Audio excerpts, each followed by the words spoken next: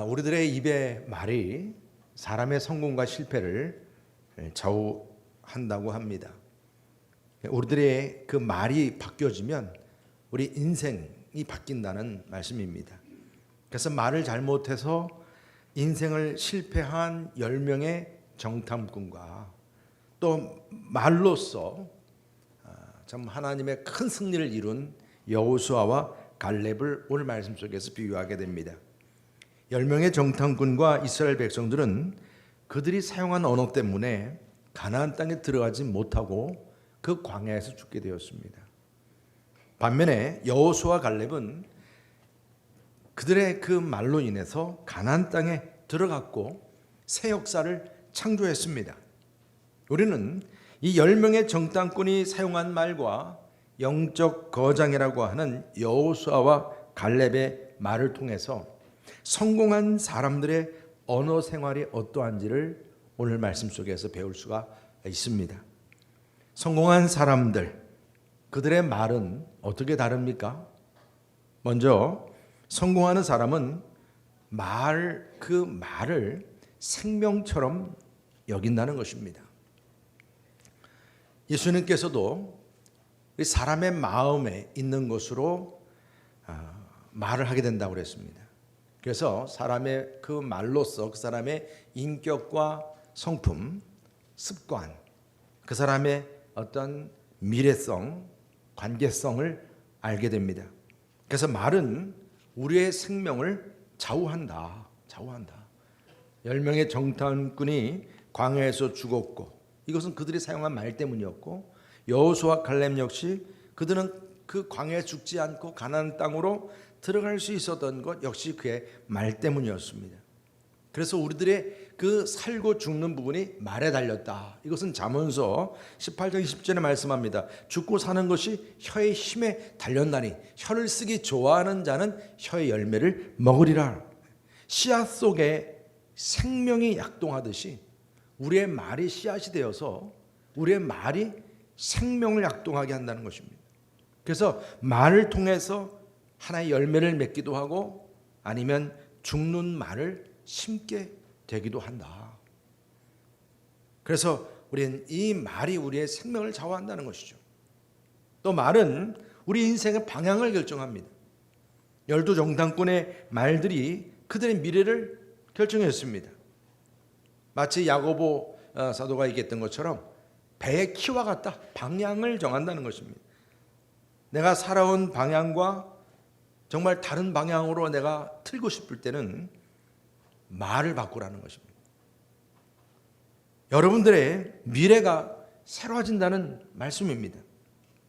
하나님께서는 말씀으로 천지를 창조하셨습니다. 그만큼 우리의 긍정적인 말이 우리의 인생을 새로운 방향으로 바꾸게 한다. 그것을 깨닫게 합니다. 그리고 하나님도 우리의 말을 따라서 행하십니다. 우리가 잘 아시는 말씀입니다. 민수기 14장 28절에 말씀하십니다. 그들이 이르기를 여호와의 말씀에 내 삶을 두고 맹세하노라. 너희 말이 내 귀에 들린 대로 내가 너희에게 행하리니. 참 대단한 말씀이에요. 우리가 말을 하면 그 말을 내 귀가 제일 먼저 듣는데 내 귀에서 들려지는 그 말대로 되는 것과 마찬가지로 하나님께서 또한 들으신다는 거죠. 들은 대로 행하신다는 거예요. 10명의 정탐꾼의 부정적인 말이 이스라엘 온 백성들에게 영향을 끼쳤습니다. 사람들은요 보면 좋은 말, 긍정적인 말보다는 부정적인 말에 대해서 귀가 솔깃하고요. 그 부정적인 말이 순식간에 퍼집니다. 요즘에도 이 선거 때라고 그래서 계속적으로 보면 상대방을 디스하고 험담하는 말들이 툭툭 나와요. 계속. 그러면 순식간에 퍼지는 걸 볼 수가 있습니다. 여러분, 우리가 정말 탁월한 인생을 살기를 원한다면 이 말의 중요성을 깨닫고 마치 칼을 다루듯이 조심해야 한다는 것을 깨닫게 됩니다. 그래서 말은 이처럼 우리들의 이 성공하는 사람에게서는 말을 아주 매우 중요하고 생명처럼 여긴다. 그리고 또 한 가지는 성공하는 사람은 자기 앞길을 막는 말을 하지 않습니다. 여러분, 하나님께서 싫어하시는 말을 하지 않는다는 말입니다. 성경 말씀 가운데서 대표적으로 몇 가지 하나님께서 싫어하시는 말씀 중에 대표적인 것이 비방하는 말입니다. 어떤 사람에 대해서 부정적인 그런 생각을 표현하죠. 요즘에 우리가 명예훼손죄 뭐 그렇게 말을 많이 하죠. 공공연하게 의도적으로 다른 사람의 어떤 그 생활을 들춰내면서 해롭게 만드는 것입니다. 민수기 12장 말씀 보게 되면 모세가 이방 여인 구스 여인과 결혼하게 됐을 때 미리암 그 누이와 아론 그 형제가요 그냥 비방을 합니다. 사실 어떻게 보면 이렇게 서로 비방하는 관계는요 가까운 관계에서 많이 일어나요. 가족끼리 상대방을 너무 잘 아니까 잘 아는 것을 빌미로 해서 그것이 이제 관계가 안 좋아졌을 때라든가 어떤 상황이 됐을 때 아니면 시기나 질투가 일어났을 때 그 상대방을 아주 비방합니다. 경멸하고요. 그래서 미리암이 결국 나병에 걸리지 않았습니까? 그래서 또 모세는 또 이를 두고 중보기도를 통해서 치유하게 합니다. 그리고 악평하는 말입니다. 악평. 하나님께 주신 그 모든 것을 감사하지 않고 나쁜 것만 보면서 계속 악평하는 거예요. 10명의 정탐꾼이 그랬어요. 그 가나안 땅에 가서 보니 저들과 우리를 비교해 보니까 우리는 뭐와 같다 그랬어요? 메뚜기 같다. 이런 악평을 하니까 그 메뚜기 같다고 하는 그 악평이 결국은 자기 자신을 악평한 것이고 자기 귀에 들리고 하나님의 귀에 들린 거예요. 그래서 시몬들을 거두는 것입니다. 그리고 원망과 불평함입니다. 오늘 2절 말씀에서 보게 되면 이스라엘 자손이 모세와 아론에게 불평하고 불만을 합니다.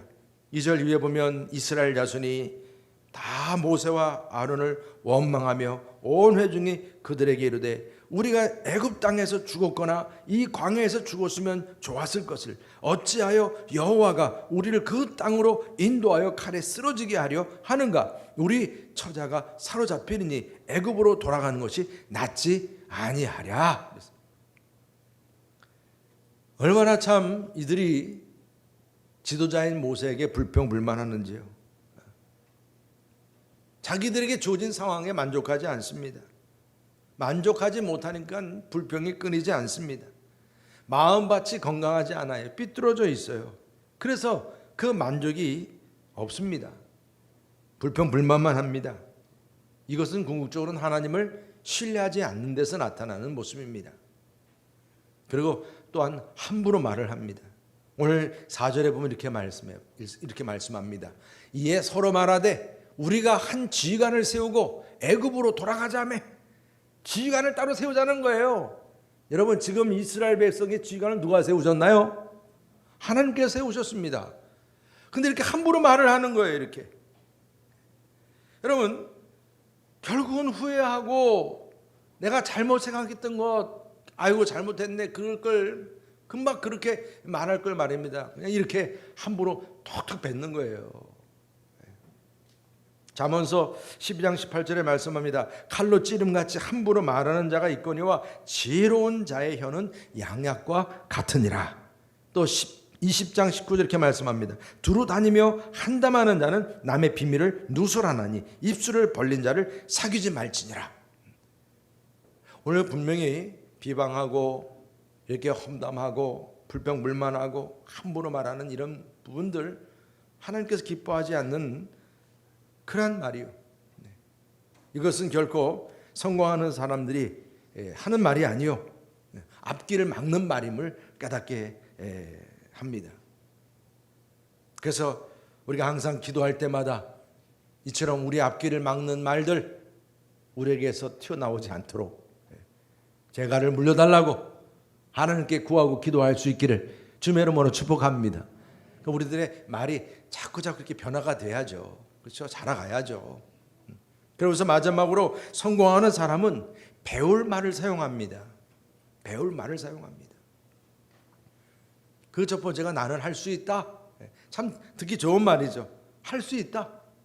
여호수아와 갈렙은 다들 말입니다. 이렇게 나는 메뚜기 같다, 우리도 메뚜기 같다, 이제 다 틀렸다, 막 그렇게 불평불만하고 있는데 이 여호수아와 갈렙은 할 수 있다는 말을 사용합니다.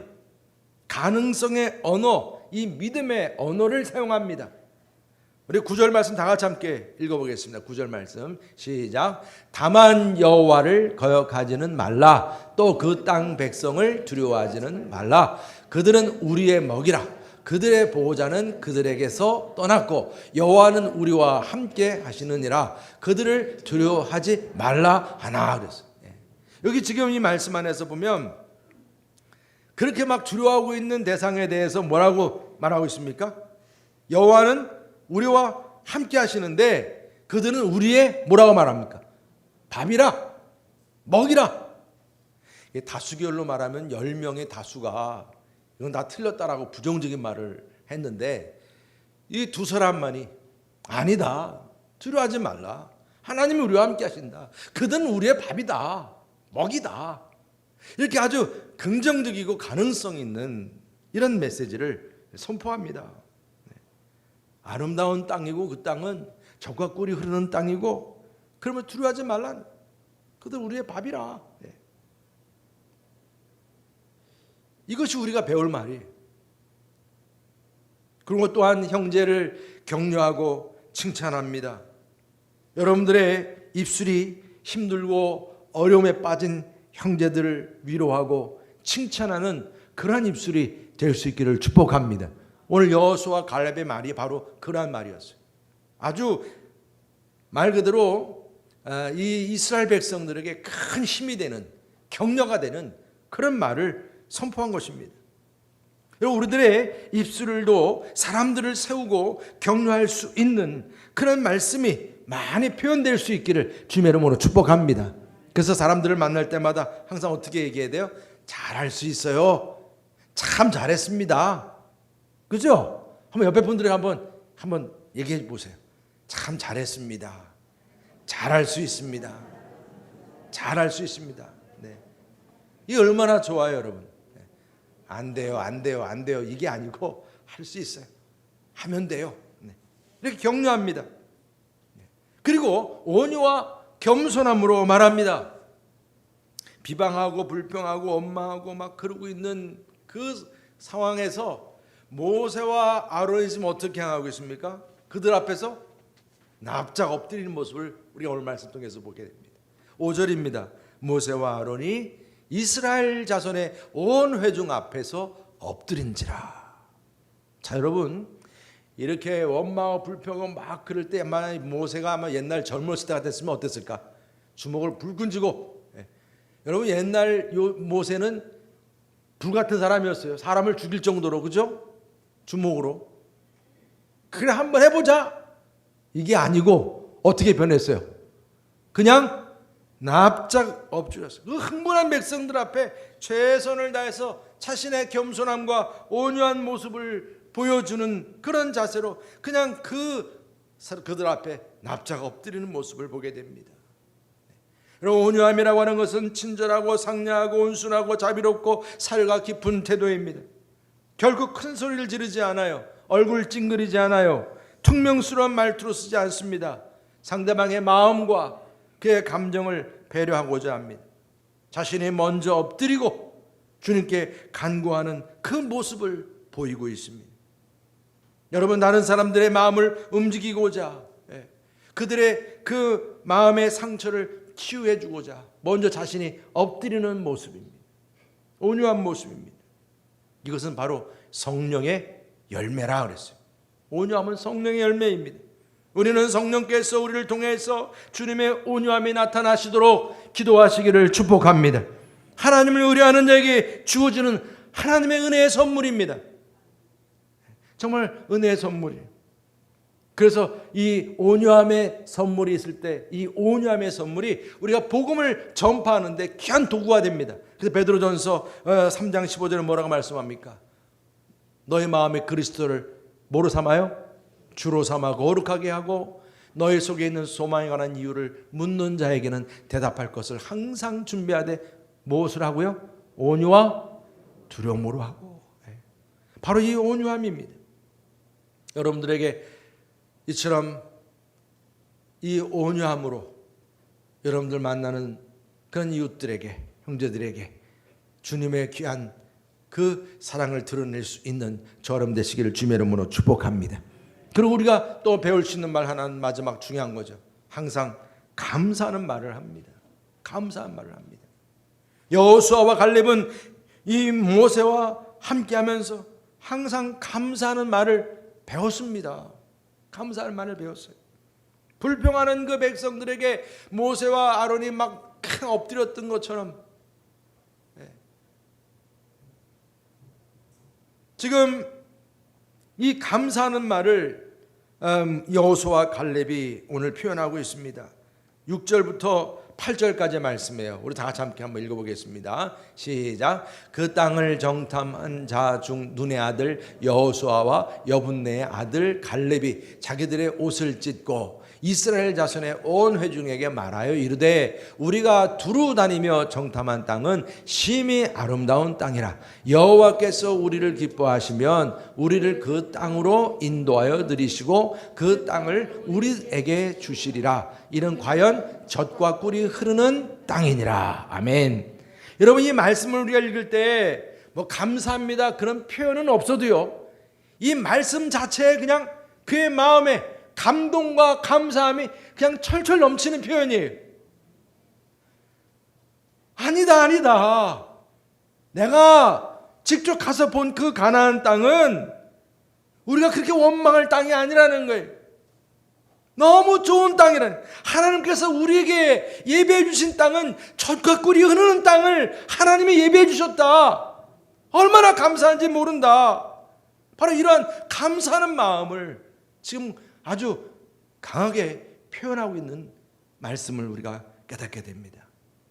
여러분, 우리의 감사는 믿음의 말이요 성공의 말임을 믿습니다.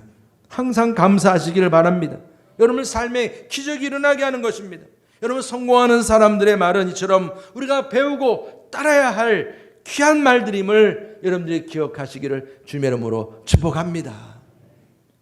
1620년도에 8월달, 여러분 그 영국의 청교도들이 메이플라워, 그 유명한 배죠, 저 배를 타고 대서양을 건너서 4개월 동안이나 말입니다, 신앙의 자유를 찾아서 떠났습니다. 저게 배의 그 크기는 그게 안 큰 거예요. 180톤인데 그냥 작은 배나 다름없는 거예요. 102명이 탔습니다. 그 102명 가운데서도 반 이상이 승무원이고, 나머지는 정말 신앙의 자유를 찾아서 이제 신대륙을 찾아 떠나간 청교도들이었어요. 그들은 배 안에서, 그 풍랑이 있는 그 배 안에서 기도하고 찬양하고 감사하고 예배드리면서 그렇게 항해하면서 이제 추운 겨울 12월 26일 날 그 미국 동부의 그 플리머스 항해에 도착을 하게 됩니다. 도착하고 난 다음 여러분, 그 미지의 땅에 도착했으니 얼마나 살기 힘들었겠어요. 그래서 그곳에서 또 예기치 않은 전염병도 일어나고 굶주림 때문에 또 사람들이 막 죽게 되고 그래요. 이때 인디안 그 원주민들이 씨앗을 갖다 주고요, 이제 농사를 짓게 도와줘요. 그래서 1년 후 1621년도에 그 아이들과 어른들이 한 53명, 이들이 처음 열매를 하나님께 감사하는 이제 그 축제를 하게 됩니다. 이때 인디언들도 같이 90명 정도가 참여하게 돼요. 그러면서 그 열매에 대한, 첫 열매에 대한 감사의 예배를 드리게 된 것이 추수감사절의 기원이 되었습니다. 그러고 난 다음부터 이제 조지 워싱턴 또 아브라함 링컨 대통령들이 적극적으로 이 추수감사절을 이제 11월 넷째 주 목요일 날, 원래 한 3일 동안 축제 기간이었는데 가급적이면 뭐 같이 다 할 수 있었겠지만 일단 한 날짜를 정한 게 넷째 주 목요일이었어요. 그러면서 그때 그들이 이제 추수감사를 함께 이제 지내게 되는데, 이것이 이제 1941년도에 루즈벨트 대통령에 의해서 이제는 국경일로, 미국의 국경일로 법제화됩니다. 그뿐 아니라 이제 보통 3일 동안 축제를 했던 것을 기념하면서 지금도 그래서 이 미국엔 11월 넷째 주면은 거의 한 주간을 우리나라에서 그 명절 때처럼 다 공휴일로, 그 국경일을 가장 큰 국경일로 이렇게 보내게 됩니다. 정말 하나님께서는 시몬들을 거두게 한다고 했어요. 400년이라는 역사 속에서 이런 미국의 첫 시작이 이렇게 감사함으로 시작했어요. 그 감사를 계속 감사했어요. 그랬더니 미국 땅에 놀라운 기적이 일어났어요. 여러분 400년 만에 그 나라가 전 세계를 좌우하는 나라가 됐다는 것이 얼마나 큰 역사입니까? 감사함의 열매인 줄 믿습니다. 네.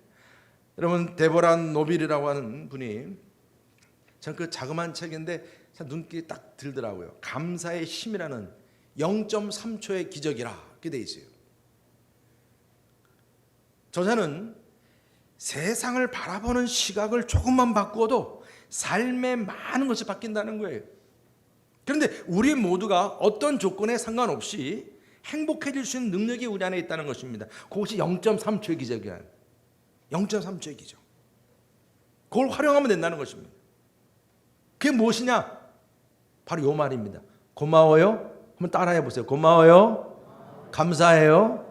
이 말이에요. 이게 0.3초예요. 고맙습니다. 감사합니다. 이것이 우리의 육체적, 정신적, 사회적인 모든 면에 있어서 큰 영향력을 끼친다고 하는 그 임상 실험, 제가 오늘 여기 다 소개를 못 해드리지만 그 임상 그 실험한 것까지 다 감사하며 사는 사람, 그렇지 않으면 다 계속 그거를 아주 결과적으로 이렇게 보여주면서까지 그 0.3초 감사해요, 고마워요, 요 말 하면서 사는 사람과 그렇지 않은 사람과의 차이가 엄청 크다는 거죠. 그 감사합니다라고 말함으로 인해서 삶이 긍정적으로 바뀌고 지금보다 건강해지고 행복해진다는 거예요. 온갖 스트레스를 이겨낼 수 있다는 것입니다.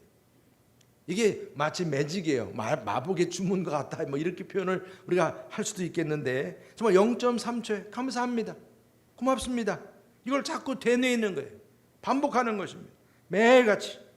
그랬을 때 그 감사의 그 태도가 우리의 삶을 효과적으로 만들어 간다는 거예요. 부정적인 파장이 우리 안에 있던 것이 평온한 파장으로 바뀌게 된다는 거예요. 매일 무엇인지 감사하는 사람들이 이제 남을 배려하게 되고 항상 하루가 즐겁게 되고 이 뭐 신경질이라든가 이런 그 질투가 적어지게 된다. 삶이 더 적극적이고 행복해지고 낙천적인 삶이 되고 활력을 찾게 된다는 것입니다. 유머도 많아지고 결단력이나 어떤 자신감도 생기고 운동도 감사를 많이 하는 사람들이 운동도 열심히 잘한다는 그 통계가 나왔다는 거예요. 숙면하게 되고 눈에 띄게 건강해진다는 거예요. 인생의 목표가 분명하고 일을 체계적으로 하게 된다는 거예요. 감사한다는 사람, 열린 시각을 갖게 되고 가족 관계도 좋아지고 신앙심도 좋아진다는 것입니다. 여러분 하루에 많은 투자가 아니라는 거죠. 지난번에 우리 이번에 그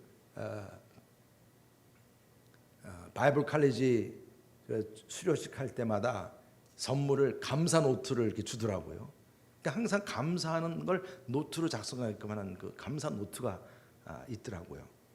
그러니까 평소에 이렇게 0.3초의 그 평범한 감사죠. 그러나 이것이 우리의 삶의 감사 연습을 체험하면서 내 인생이 밝아지고 긍정적으로 변화가 되는 거예요.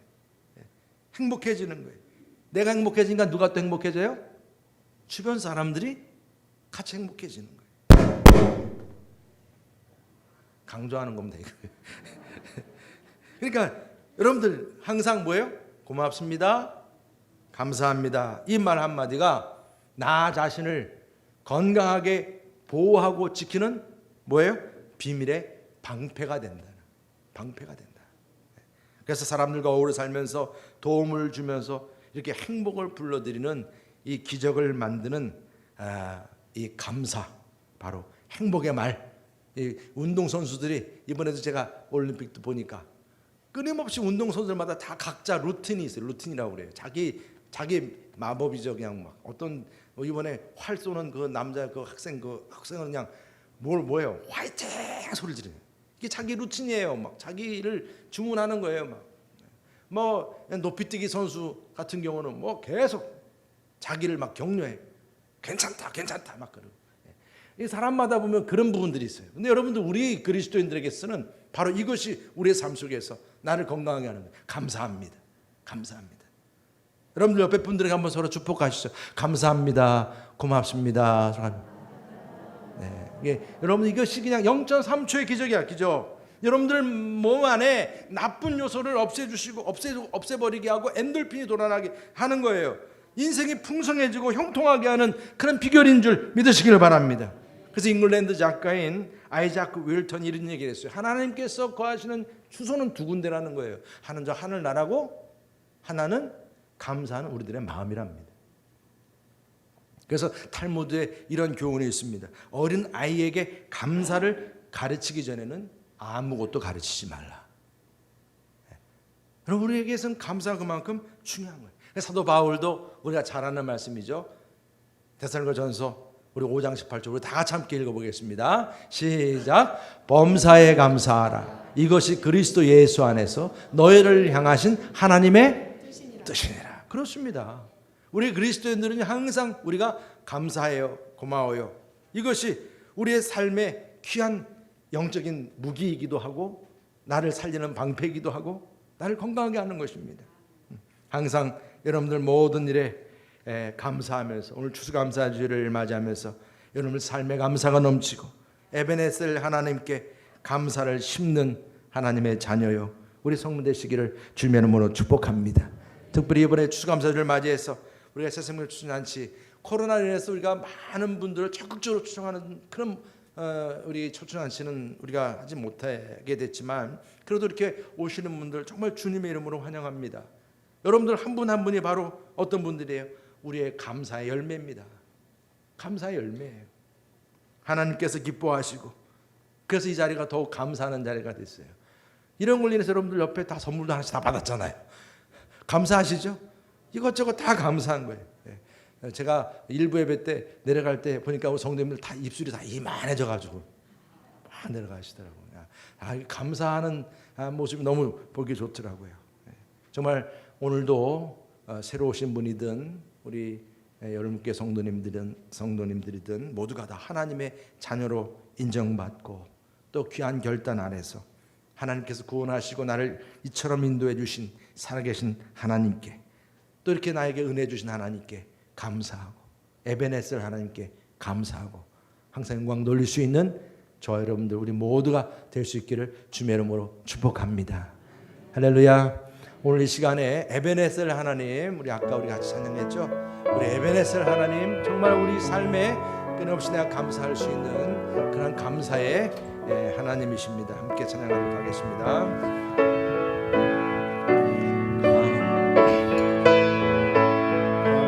하신 하나님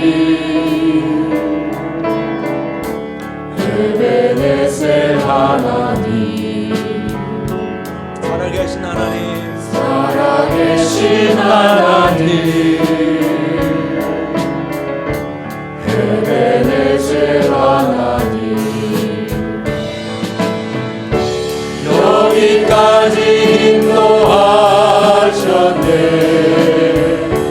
감사하신 하나님 여기까지 인도하셨네 살아계신 하나님